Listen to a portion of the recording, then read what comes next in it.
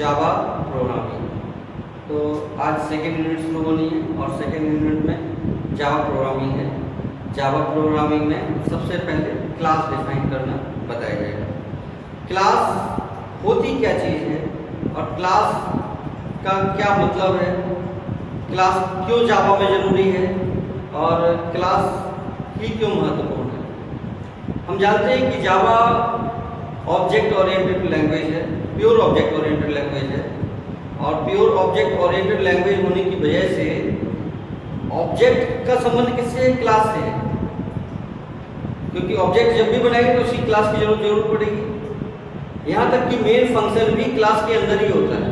तो सारी चीज़ उसमें सारा कवरिंग क्लास के थ्रू ही होता है। और इसका एक एग्जांपल लेते हैं, जैसे एक कंपनी है, कंपनी में बहुत सारे प्रोसेसिंग होती है, बहुत सारे रॉ मटेरियल्स होते हैं, लेकिन अगर वो कंपनी केवल कागजों में रहे, वास्तव में उसका एग्जिस्ट ना हो, तो वो क्लास कहलाएगी। कागजों में रहे कि ये फंक्शनिंग होगी, ऐसे ये होगा, ऐसे ये होगा, बस केवल रूल रेगुलेशन उसके बने रहेंगे। इसके मैनेजर रहेंगे, मैनेजर का ये काम रहेगा, जो उसके कर्मचारी रहेंगे उनका ये काम रहेगा, ऐसे पैकेजिंग होगी, ऐसे सेलिंग होगी, सारी चीज़ उसकी कल खाली कागज पे डॉक्यूमेंटेशन में रहे तो वो क्लास हो गई। लेकिन अगर उसको रियल में उसका क्रिएट कर दिया जाए तो वो ऑब्जेक्ट हो जाएगा। जब उसका एग्जिस्टेंस रियल वर्ल्ड में आ जाएगा तो समझ लो उस क्लास का ऑब्जेक्ट हमने क्रिएट कर दिया। हम एक से अधिक ऑब्जेक्ट क्रिएट कर सकते हैं, यानी उस रूल रेगुलेशन के आधार पर उस कंपनी की 10 ब्रांचें डाल सकते हैं, 10 तरह की कंपनियां अलग अलग खोल सकते हैं, तो वो 10 ऑब्जेक्ट हो जाएंगे उस तरह के। तो ये संबंध क्लास और ऑब्जेक्ट में है। तो क्लास, अगर हम जावा की क्लास की बात करें तो इसमें दो तरह के मेंबर्स होते हैं। पहला मेंबर होता है डेटा मेंबर्स और दूसरा होता है फंक्शन मेंबर्स। तो जावा क्लास में हम शुरू करते हैं।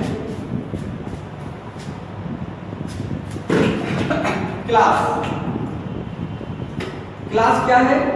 It is a keyword. Java में कीवर्ड है, कीवर्ड स्मॉल लेटर्स में लिखा जाता है और ये यूजर डिफाइंड डेटा टाइप भी है क्लास, क्योंकि इसमें जो डाटा टाइप है, जैसे इंटीजर है वो भी डेटा टाइप है, लेकिन वो प्री डिफाइंड डेटा टाइप है। लेकिन क्लास से हम जो एक क्लास क्रिएट करेंगे वो क्या होगा, यूजर डिफाइंड डेटा टाइप, और जो उसका ऑब्जेक्ट होगा वो उस क्लास का, वो उस टाइप का वेरिएबल होगा। जैसे इंटीजर एक वेरिएबल होता है, ऐसे ही हम एक डेटा टाइप क्रिएट कर रहे हैं यहाँ पे। उस डेटा टाइप का जिस तरह से वेरिएबल होता है उसी तरह से उस डेटा टाइप का वेरिएबल ऑब्जेक्ट कहलाएगा। उस डेटा टाइप यानी क्लास का जो ऑब्जेक्ट होगा उसका डेटा कहलाएगा, उसका वेरिएबल कहलाएगा। तो क्लास के बाद क्लास का नाम देंगे। क्लास का नाम मान लो हमने यहाँ पे ABC। इसमें हम देखिए कैपिटल अक्षर ले रहे हैं और हमेशा क्लास में पहला अक्षर कैपिटल लेना है। जावा में अगर आप नियम से नहीं चलेंगे तो जावा प्रोग्राम समझ में नहीं है, इसलिए आपको समझ के इसको करना पड़ेगा। अगर क्लास नेम आप कैपिटल अक्षर नहीं लेंगे तो आपको समझ नहीं आएगा। तो ABC ले लिया, फिर इसको ओपन कर लिया। ओपन करने के बाद मान लो हमने वेरिएबल ले लिया, इंट ए ले लिया, एक वेरिएबल ले लिया। इसके बाद हमने एक ऑब्जेक्ट, एक फंक्शन बना दिया। मान लो फंक्शन बनाया void show। यहाँ पे =10 दे दिया और इसको प्रिंट करा दिया। प्रिंट कैसे कराएंगे? प्रिंट एलन। इसके लिए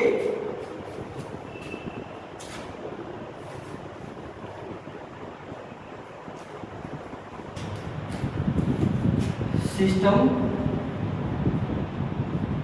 डॉट आउट डॉट प्रिंट। अब सिस्टम में देखिए एस कैपिटल है, एस कैपिटल इसका मतलब system is a class, static class है इसलिए डायरेक्ट यूज कर रहे हैं। तो सिस्टम डॉट आउट, आउट क्या है? उसका ऑब्जेक्ट है, और प्रिंट क्या है? उसका फंक्शन है। तो system dot out dot println, यानी उसका डॉट का मतलब क्या हुआ, उसका सब पार्ट में जा रहा है, उसके अंदर वाले पार्ट में जा रहा है। तो ये इसकी स्ट्रक्चर समझने के लिए अगर सिस्टम में चलेंगे तो आपको धीरे धीरे स्ट्रक्चर समझ में आने लगेगा, जावा का स्ट्रक्चर किस तरह से काम कर रहा है। अब यहाँ पे हम यहाँ पे दे सकते हैं इस तरह से a equal two plus a, इस तरह से, और ये सो बंद कर दिया। अब मान लो हमको इसको इसी के अंदर कॉल करना है, तो इसके अंदर हम कॉल कैसे करेंगे? सबसे पहले हमको क्या करना पड़ेगा, इस ABC का ऑब्जेक्ट क्रिएट करना पड़ेगा, या तो हम बाहर ऑब्जेक्ट क्रिएट कर लेते हैं, चलिए बाहर यहीं पे क्रिएट कर देते हैं, ABC OBJ, दो तरह से बता देते हैं, एक यहीं पे क्रिएट करके बताते हैं, एक अलग क्लास में बना के बता देंगे। तो ABC OBJ, फिर OBJ equal to new, new के बाद ABC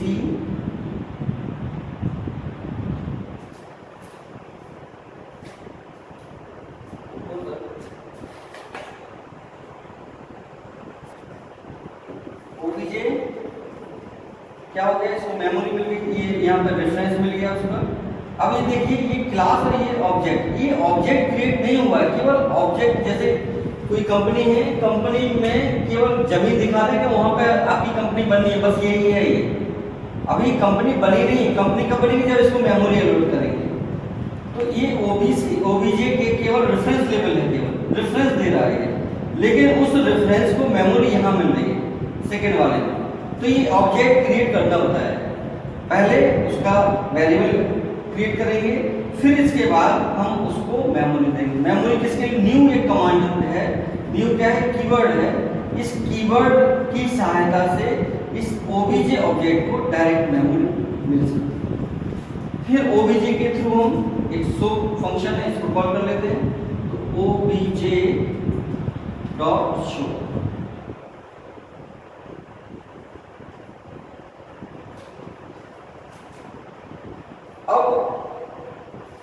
अब एक चीज देख रहे हैं कि ये स्टैटिक वॉइड में, फिर यहाँ पर स्ट्रिंग STRING स्ट्रिंग ARG यहाँ पर, और यहाँ पे हम क्लोज कर देते हैं। ये फंक्शन हमने लिया, कौन सा function, main function. Main function जो ABC हमने एक क्लास बनाई, उस क्लास के अंदर एक फंक्शन नाम का, शो नाम का फंक्शन बनाया है, और एक मेन फंक्शन बनाया है। उस मेन फंक्शन में इस क्लास का, यानी उसी जो क्लास है उसी क्लास का ऑब्जेक्ट क्रिएट कर दिया, उस ऑब्जेक्ट को मेमोरी दिया, और उस ऑब्जेक्ट के थ्रू हमने शो फंक्शन कॉल कर दिया, और यहाँ पे मेन हमने क्लोज कर दिया।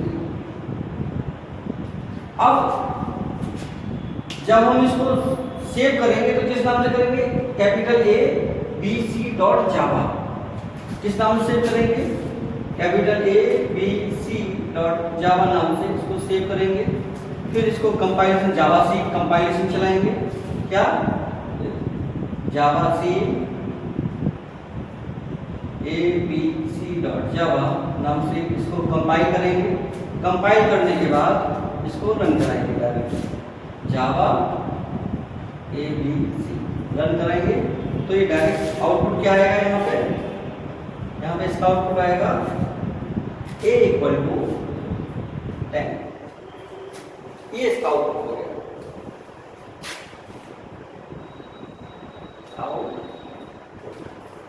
फिर से देख लीजिए, एक बार रिव्यू दे देते हैं। क्लास बनाई, क्लास का एक वेरिएबल लिया, उस वेरिएबल को एक फंक्शन के अंदर कॉल कर लिया, उसका प्रिंट करा दिया। अब इस फंक्शन को हमने ऑब्जेक्ट, जो कोई भी फंक्शन हम कॉल करेंगे तो बिना ऑब्जेक्ट के कॉल नहीं कर सकते हैं, इसलिए हमने मेन फंक्शन लिया। मेन फंक्शन लेने के बाद उसमें इसी क्लास का हमने एक ऑब्जेक्ट क्रिएट किया, उस ऑब्जेक्ट का को मेमोरी दी, मेमोरी देने के बाद शो फंक्शन, और इस तरह से ये वैल्यू अब ये जब हम इसको सेव कर देंगे, कंपाइलेशन करा देंगे, रन कराएंगे, तो ये सबसे पहले क्या खोजेगा, मेन फंक्शन खोजेगा। मेन फंक्शन खोजने के बाद ऑब्जेक्ट में जाएगा। सबसे पहले ऑब्जेक्ट में जाने के बाद उसको मेमोरी मिलेगी, मेमोरी मिलने के बाद ये शो फंक्शन यहाँ पे आएगा और इसकी वैल्यू 10 असाइन करेगा। इसके बाद प्रिंट कर देगा। प्रिंट करने के बाद यहाँ पे आएगा और यहाँ से वो आउट हो जाएगा। अब इसका दूसरा तरीका समझिए, इसको दूसरे तरीके से कैसे कर सकते हैं। देखिए, हम इसको पूरा एक लाइन में भी कर सकते थे। यहाँ पे डायरेक्ट यहाँ पे लिख सकते थे इक्वल टू न्यू ABC और इस तरह से, और यहाँ पे OBJ डॉट शो फंक्शन, इस तरह से ये डायरेक्ट भी। इसमें क्या हो रहा है, ऑब्जेक्ट क्रिएट भी हो रहा है, उस ऑब्जेक्ट को मेमोरी भी दी जा रही है और फिर उस ऑब्जेक्ट के थ्रू सहायता से हमने शो फंक्शन कॉल कर दिया है। तो एक ये भी तरीका, ये दूसरा तरीका होगा। अब तीसरा तरीका देखो, यही मेन फंक्शन हम दूसरी क्लास में भी बना सकते हैं। देखिए कैसे, इसको यहाँ से मिला देते हैं।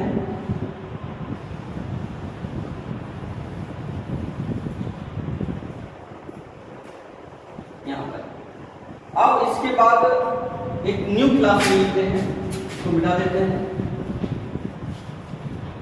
एक न्यू क्लास ले लेते हैं, क्लास ये यहाँ पे इसको इस तरह से बना देते हैं ताकि अलग हो जाए।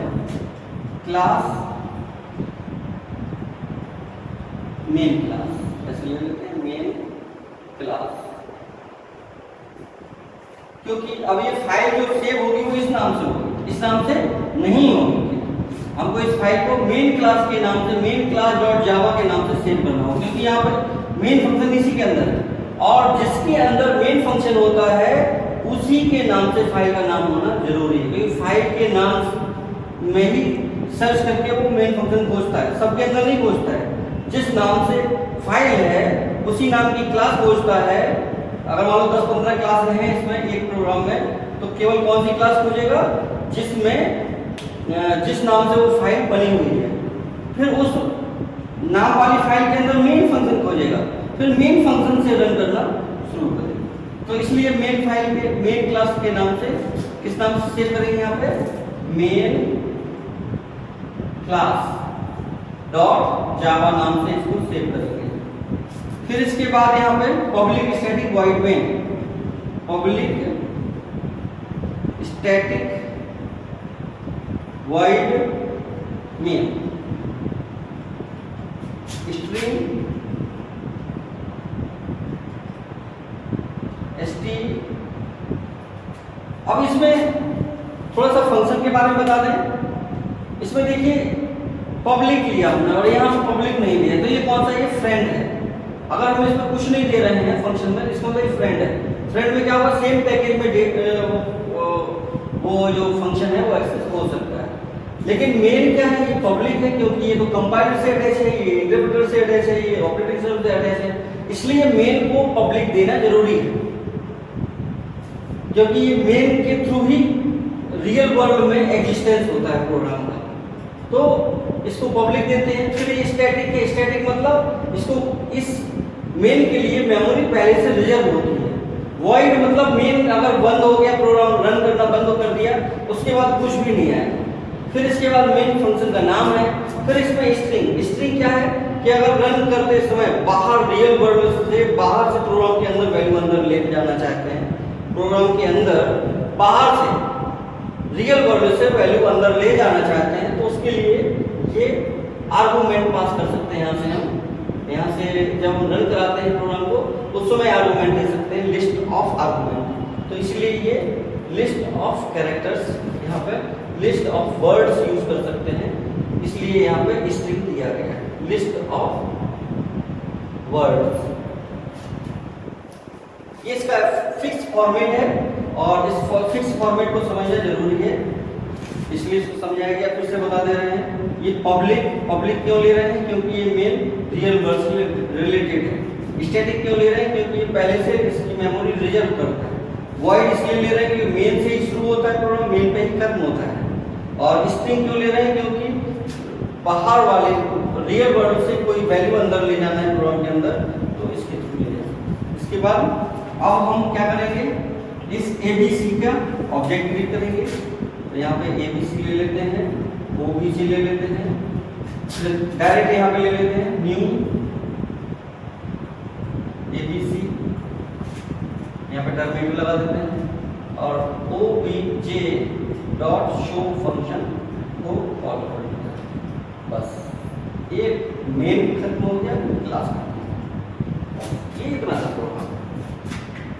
तो ये अलग अलग क्लास है, लेकिन फाइल एक ही है, क्लास भले अलग अलग है, एक फाइल में कई क्लासें बन सकती हैं।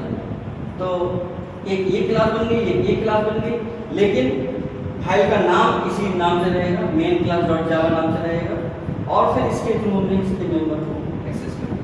तो इस तरह से हम ऑब्जेक्ट को क्रिएट करते हैं, और बिना ऑब्जेक्ट की क्लास की एग्जिस्टेंस नहीं होती। देखिए इसका आउटपुट ये वही रहेगा। यहाँ पे अगर आउटपुट लिखते हैं इसका आउटपुट, तो इसका आउटपुट वही आएगा, A इक्वल टू 10 आएगा। अब एक काम और कर सकते हैं, एक और ऑब्जेक्ट ले लेते हैं, इसको थोड़ा सा और मॉडिफाई करते हैं इस प्रोग्राम को। देखिए कैसे करते हैं।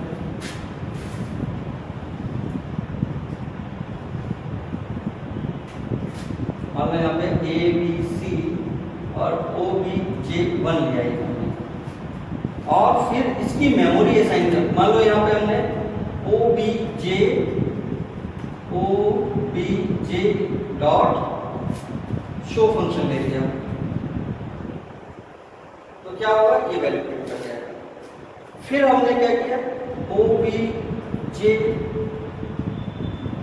Equal to OBJ1 equal to OBJ ले लिया।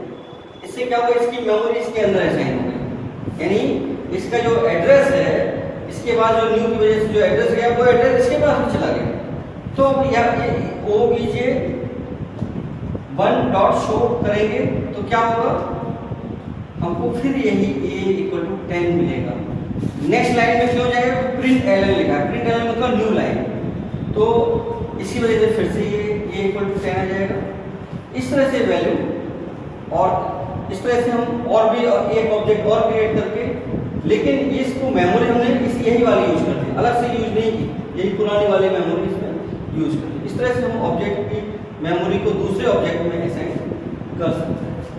इसका मतलब क्या हुआ, इस मेमोरी का डेटा जो इसके अंदर डेटा है वो इसके अंदर ट्रांसफर होता है इसी सहायता से, यानी ऑब्जेक्ट की वैल्यू असाइन ऑपरेटर की सहायता से वैल्यू असाइन कर सकते हैं। ये इसका आगे का टॉपिक, ठीक है।